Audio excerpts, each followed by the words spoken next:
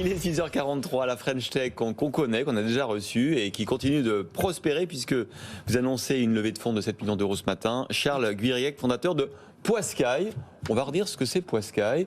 C'est la livraison de poissons frais dans des points relais toutes les semaines sous forme d'abonnement. C'est ça, en direct des pêcheurs. Donc on se dit frais, durable, éthique. Je vous inviterai à nous présenter les critères parce que vous êtes abonné maintenant. Je suis abonné depuis un an, depuis que vous êtes venu. Et voilà. Franchement, c'est bien. Et donc du poisson ultra frais. Donc on annonce 72 heures max entre la pêche à bord du bateau et la remise au consommateur. On est les seuls à s'engager sur le temps entre la pêche et la livraison. En tant que consommateur, je dis à l'avance ce que je veux. Vous me faites une proposition, ça me va pas, je peux changer Vous inscrivez sur poiscaille.fr, ça ressemble à un panier de légumes en plus flexible. Vous pouvez arrêter quand vous voulez, vous pouvez changer vos dates et vous avez le choix.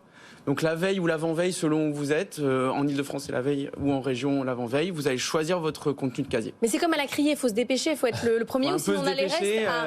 Entre 19h et 19h15, la moitié des gens passent. Donc quand on a 3-4 000 personnes, c'est les restes, c'est une bonne soupe de poisson. Mais c'est du super bon poisson.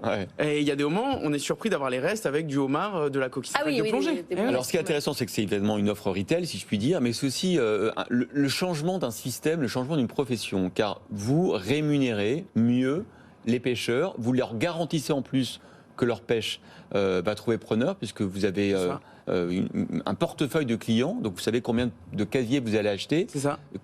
Combien vous payez les pêcheurs en plus à peu près ? Alors, je vais vous faire un aveu, on a menti. C'est-à-dire qu'on annonçait la partie éthique, c'était 20% de plus pour les pêcheurs que le marché. L'INRA, un abonné chercheur à l'INRA s'est penché sur nos données depuis 18 mois et en fait, il se rend compte que c'est plutôt 40 à 60% de plus pour le pêcheur. C'est énorme. C'est énorme et en plus, il y en a un tiers qui nous affirme, on va aller le vérifier avec les scientifiques, qui pêchent moins grâce à nous.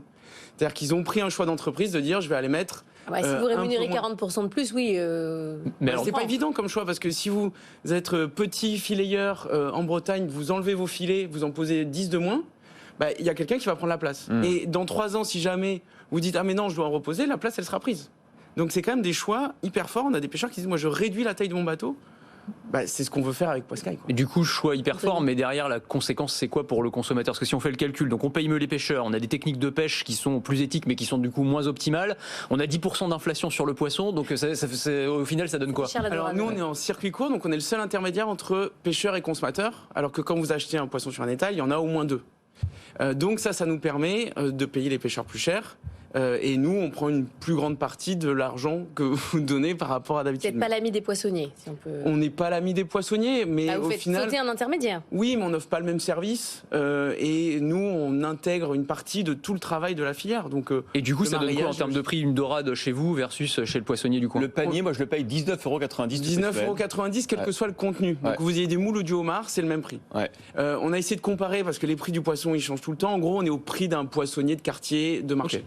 Et 30 à 40% plus cher que la grande distrib, sachant qu'en grande distrib, le bio est 70 à 80% plus cher que le conventionnel. Alors, vous levez 7 millions d'euros. D'abord, auprès de qui ? 8 millions. 8 millions, pardon. Auprès de qui ?